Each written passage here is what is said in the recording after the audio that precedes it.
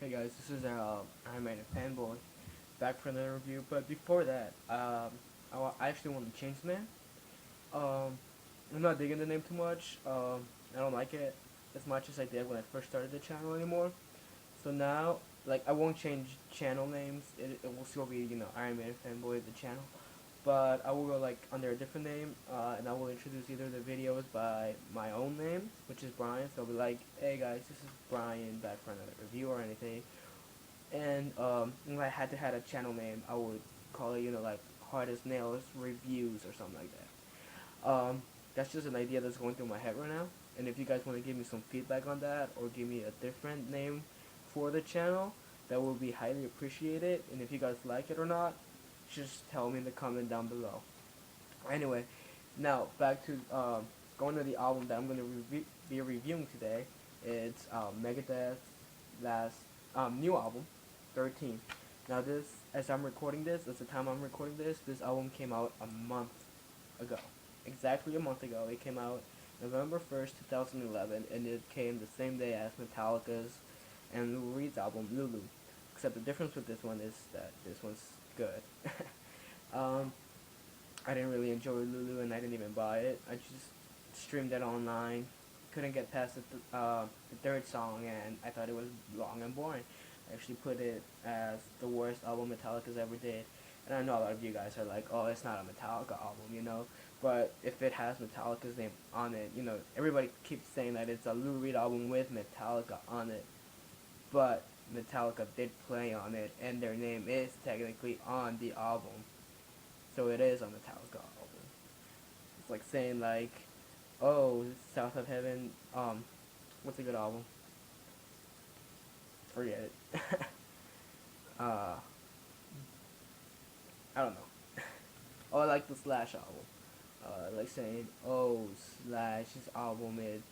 It's not a Slash album because we had a lot of collaborations. You have Lemmy, Ozzy, and Miles Kennedy. So it's not a Slash album, but it has Slash's name on it, so it is his album. Kind of like that kind of theory. Um, anyway, back to the review. 13. I don't have the cover art for it, but because it's in my CD case, because I got this day in the first when it came out. Sorry guys, I haven't published haven't put a review for a while, but what happened was work and other stuff, and me being lazy has stopped me from doing video. And the problem with my camera, sometimes I'm having a really hard time trying to get the audio to come out good. Either if you guys noticed in my last two reviews, the audio has been really low, and you hear a lot of shh kind of noise. And I've been working really hard to make that not stop, and I've taken like a lot of takes out of this review, but I don't know. Until I get a better camera, I guess. I'm sorry guys, you have to be stuck with this. But anyway, 13. 13 is the 13th album by Megadeth. It has the number 13 on the title, replacing the I and the E, and it's 13 tracks. So, this album is published by Roadrunner. Now, I don't know if this is going to be the last album that's going to be on Roadrunner. Probably it is, because Mustaine had a lot of problems with Roadrunner. He also had a lot of problems with Sanctuary. And Sanctuary, it's the case, that Mustaine wanted to publish The System Has Failed as his own solo album. He wanted to be a Dave Mustaine album. But Megadeth is Dave Mustaine. So, kind of worked that out. So he didn't like that. And then he went to Roadrunner. He put out at Abominations, and he wanted to put out like for the North American and European fans, we were gonna get Out in the Tiles, and the Japanese fans were gonna get Tout Le Monde as a bonus track. And Roadrunner was like, we need a radio friendly song for this album so we can promote it well. And Mustaine was like, nah, I just wanted to be a Japanese track only. But then Roadrunner was like, fine, if you want it that way, then we're not gonna publish the album at all. If you guys don't put that song in, we're not gonna, put out the album. So then Mustaine didn't like that, and the fans didn't like that either because they felt like the song shouldn't be redone. You know, it's kind of too soon, kind of that thing, and you guys already heard it. And why does it need to be redone and everything? Um, so it wasn't much as Mustaine's fault as the label's fault. So then with Endgame, uh, Mustaine didn't feel like he sold a lot of copies, enough copies that was as what he was expecting it to be. Um, what happened was that he thought that Roadrunner didn't do enough advertising for the album and it didn't sell as well as it should have. Now, if that's Mustaine being greedy or is that the label's fault, I don't know, but that was Mustaine's problem with the album. Now with this album, the problem comes in that Mustaine, after doing the tour for Endgame, because they did a lot of tours, and you know the 20th anniversary, Rust in Peace tour and everything, Mustaine wanted to take a break from it, uh, and then just relax, and then come back a year later, and then do another studio album. But then we're like 6 months or a few months, But then Roadrunner was like, no, you guys have to publish an album for me, for us, because this is the last for Roadrunner. And they were like, no, you guys, you're not going to take a break. You guys have to go to the studio immediately and record this album. So, I don't know if Roadrunner is going to, if Megadeth's still going to be with Roadrunner. It doesn't look that way, but only the future will tell.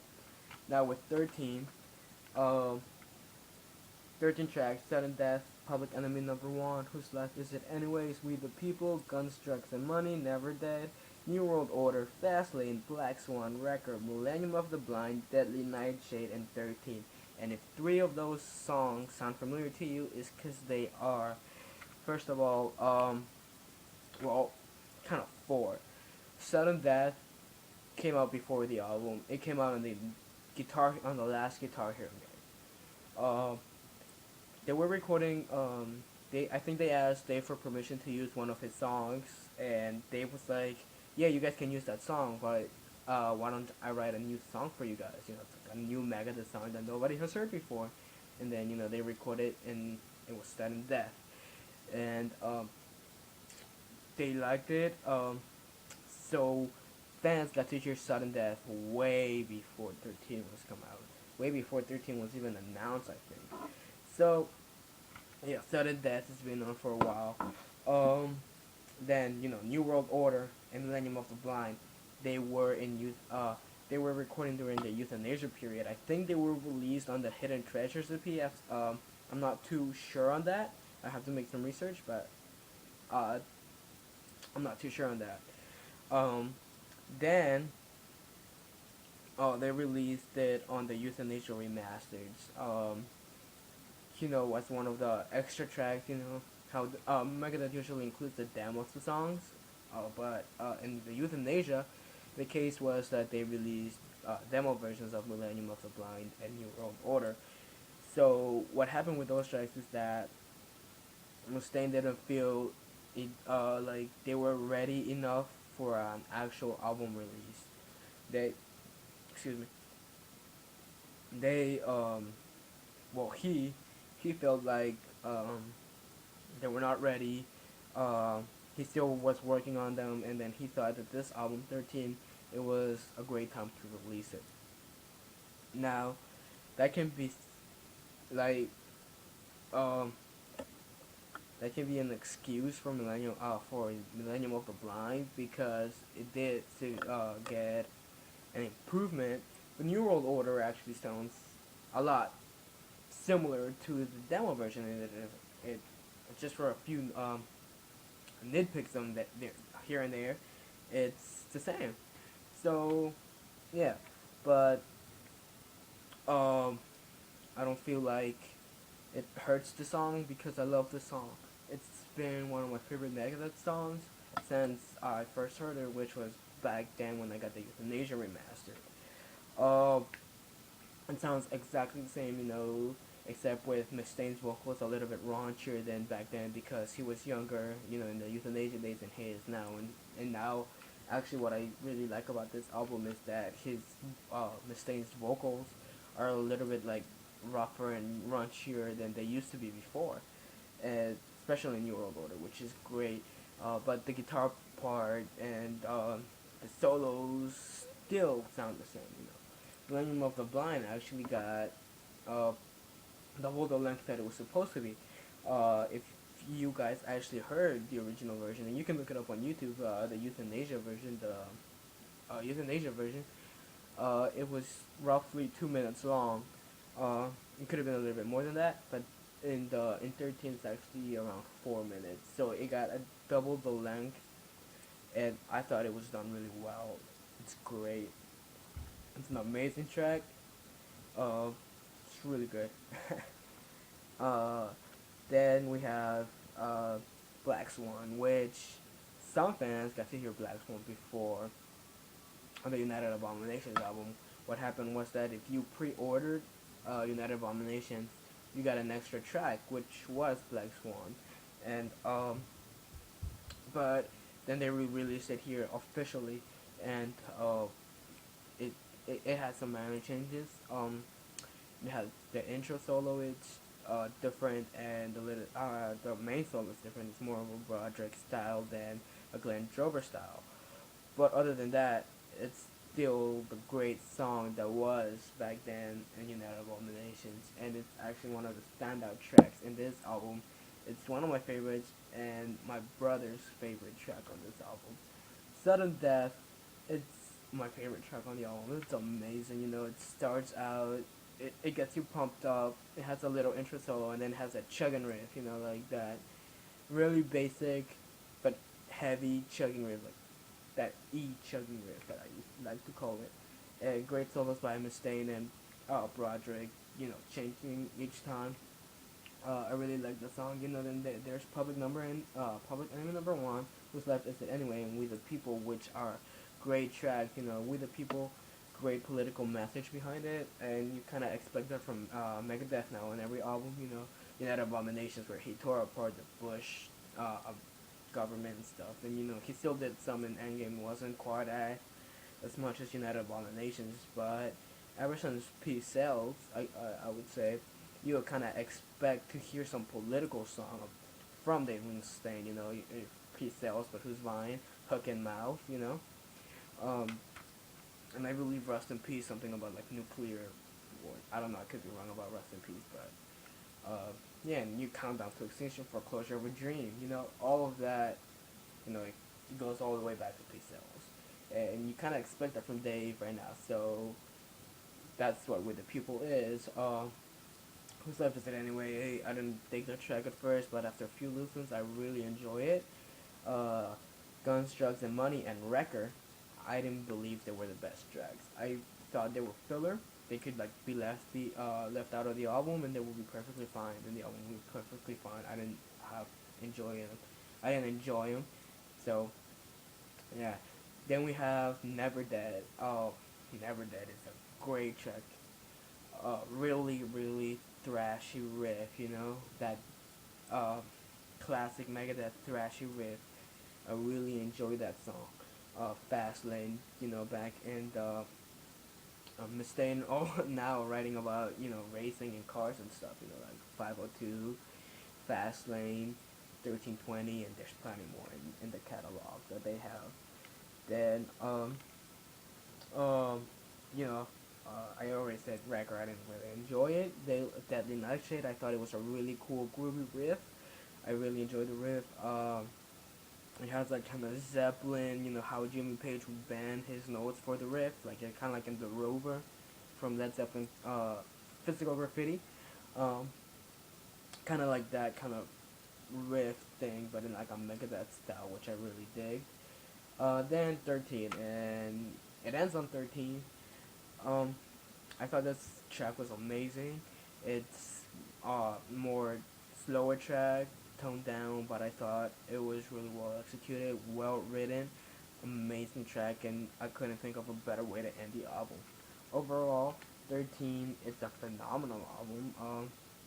It doesn't give you as much impact as Endgame did, but you gotta understand this. It's like you're coming from United Abominations, and you're going into Endgame. Um, and it's great because United Abominations was a so-so album to me, and Endgame was just great.